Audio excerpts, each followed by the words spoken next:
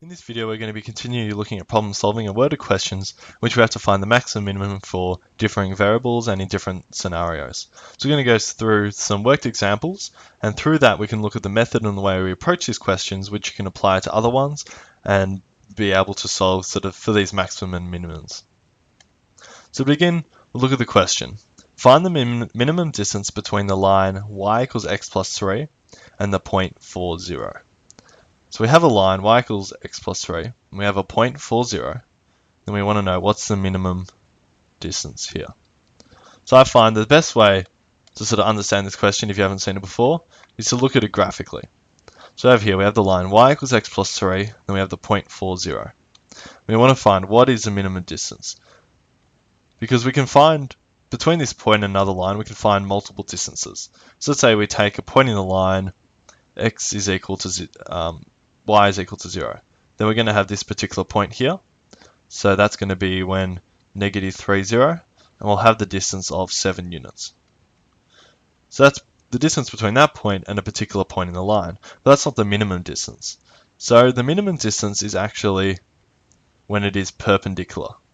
So that means that line there is going to be perpendicular, and it's going to go through that point. Whatever this distance here is, will be the minimum distance. But effectively, I'm just going to label this point Q. So Q is x, y, and it's a particular point, and I'm going to call Q the point in which there's a minimum distance. So we have to find what the distance is between Q and 4, 0. So first thing is Q has x, y, but we know the equation. So we can actually write Q as, we can say that Q is equal to x plus 3. Because before it was x, y, and I've just substitute y is equal to x plus 3 as x plus 3. And the reason if we do that, if we find x, then we know what y is. So what we can do is we rearrange all the variables to get in terms of 1, and this is a common characteristic of these questions. So you rearrange, typically x is the easiest, and then when we can solve for x, once we know x, we can sub it in, and then we can work out what y is, then we can work out the minimum distance. So we have x and x plus 3. So if we have 2 points here, we have x and x plus 3, then we have a point down here which was 4, 0. So what's the equation of a distance between two lines?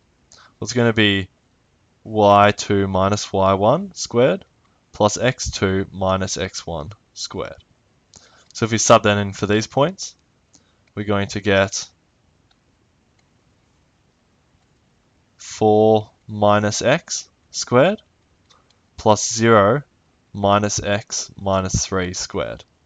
So what I've done here is I've just done 0 minus x plus 3, and that's going to go minus x minus 3 squared.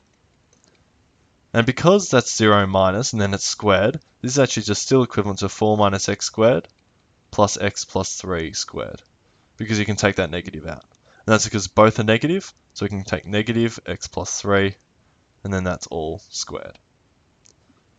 So we have this equation, and then we just expand this out. We get x squared minus 8x plus 16 plus x squared plus 6x plus 9. This goes all the way down. And then simplify that, we get 2x squared minus 2x plus 25. So that's the equation, and we can think about that as distance.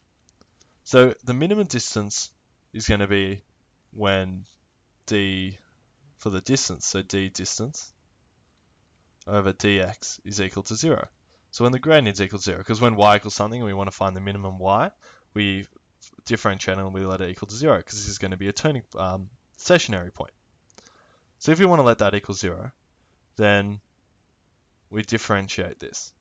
However, with the square root, it's going to be quite complicated to differentiate. So what we can realize is that if we have square root x, then the minimum of square root x occurs when x is a minimum.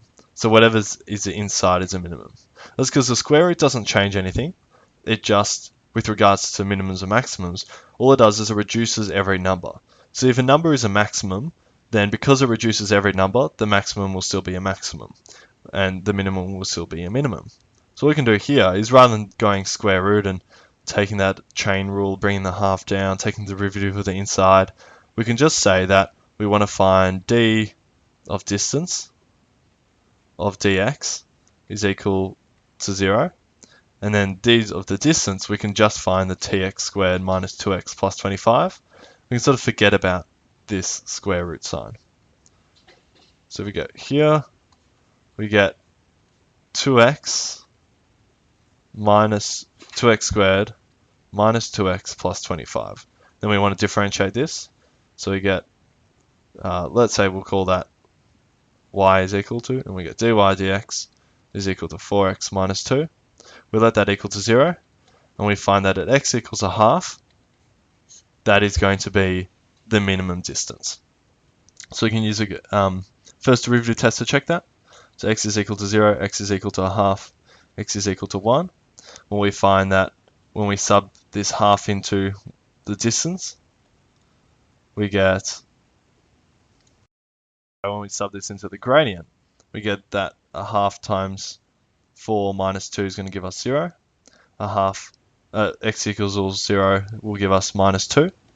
Then x equals 1 will give us 2. So we're going to get negative, flat, positive. We can see that that is going to be a minimum point.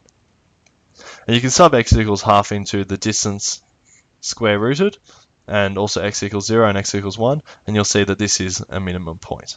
So if x equals a half is a minimum point, then we have to relate that back to the q. So q was equal to x plus 3, and now we know that the minimum occurs when x is equal to a half. So this gives us a half and 7 on 2, and we have to work out the distance between this point and the point 4, 0.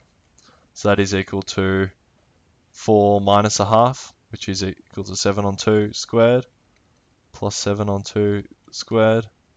It's 4 minus, minus, and then it becomes positive, which will give us 49 on 2, because it's 49 on 4 plus 49 on 4, so 49 on 2, which gives 7 on root 2, which equals 7 on root 2 on 2. We just want to rationalize the denominator, and then we say units.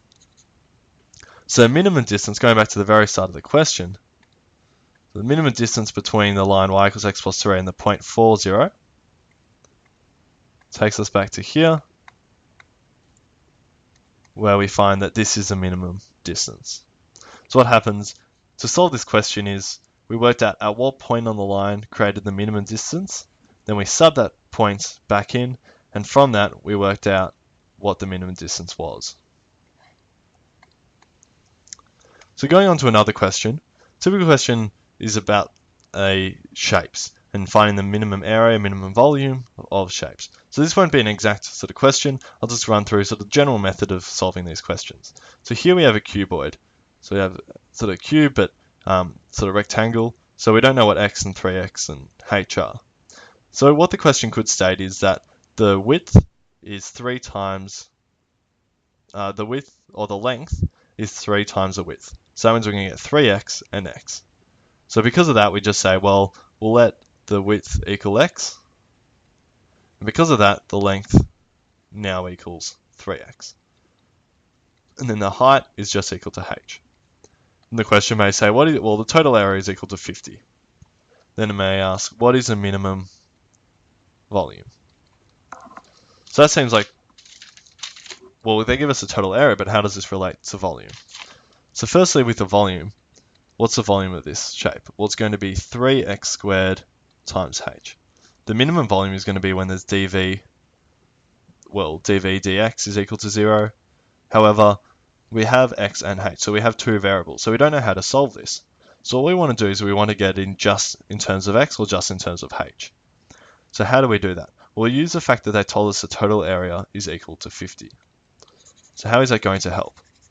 Well, what does the area equal? So the area is equal to 3xh times 2. So this is just working out the area of the cube. And then 2 times 3x squared plus 2 times xh. And this gives us 8xh plus 6x squared. And that is equal to 50. Now we can rearrange that and we find that h is equal to 50 minus 6x squared on 8x. Now that we know h in terms of x, we can go back to the volume, which was equal to 3x squared times h, sub in this value for h and get x. Then we can differentiate v with regards to x, solve it for 0, work out what the x value is, make sure it's a minimum, and then we can work out what the minimum volume is, sub x back in, and let's say x was equal to 2. I'm just making up a number here. Then we know the width is equal to 2 meters, for example. The length is equal to 6 meters. Then using this total area, we can work out what the height is as well. So I'm not going to go through the entire question, but that is a method for solving these type, especially with the area, rearranging the variables to get it in terms of another one, so you can get the volume or whatever you want to solve for in terms of all of one variable. You can differentiate it and then solve it from there. And once you know x, you can use the information given to solve the other variable.